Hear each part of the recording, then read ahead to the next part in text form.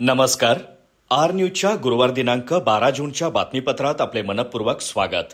या बातमीपत्राचे प्रायोजक आहेत घरासारखी आपुलकी आणि नात्यासारखा जिव्हाळा जपणारी जनता बँक आजरा आणि प्रत्येकाच्या मनातील चव जपणारे महालक्ष्मी सुरेश मसाले.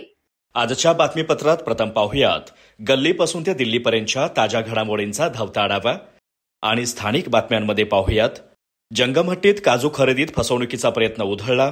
गडहिंग्लजच्या व्यापाऱ्यांनी वजन काट्यात चीप बसवून केली फसवणुकीची योजना. चालाक शेतकऱ्याच्या निरीक्षणातून प्रकार उघड. संतप्त शेतकऱ्यांनी घेतली वाहने आणि काजू ताब्यात. चंदगड तालुक्यातील गरजू दिव्यांगांना रेशन योजनेपासून वंचित ठेवले जात असल्याचा आरोप. पुरवठा विभागात वशिलेबाजी आणि धान्य दुकानदारांशी संगनमताची शक्यता.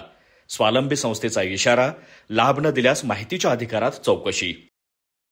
वाघ की बिबट्या याबाबत वाटंगी परिसरात संभ्रम. तर सोळेरान परिसरात टस्करने केला ग्रामस्थांचा पाठलाग. आजरा तालुक्यातील वन्यप्राण्यांच्या वावराचे चित्र. गडहिंग्लज एसटी स्टँडवर पेढे वाटून सेवानिवृत्त कर्मचाऱ्यांचा आनंदोत्सव. मोफत पासला मिळालेली मंजुरी. 3 दशके सुरू होता पाठपुरवठा. सेवानिवृत्त कर्मचाऱ्यांसह त्यांच्या पत्नींनाही मिळणार वर्षभर मोफत प्रवास. आमदार शिवाजीराव पाटील यांच्या सूचनेनुसार गडहिंग्लज आणि चंदगड येथे आढावा बैठक.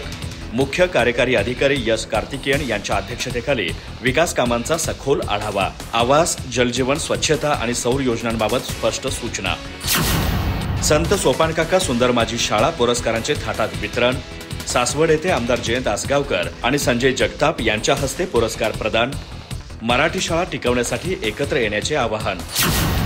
गडहिंग्लज येथे हिरण्यकेशी प्रभाग संघाच्या कार्यालयाचे थाटात उद्घाटन. प्रकल्प निधी वाटप. लखपती दिदी आणि सेंद्रिय शेती करणाऱ्या महिलांचा सत्कार. आमदार शिवाजीराव पाटील, मुख्य कार्यकारी अधिकारी आर कार्तिकेयन यांच्यासह मान्यवर उपस्थित. अधिक माहिती आणि ताज्या घडामोडींसाठी आजच आमचे चॅनल सबस्क्राईब करा.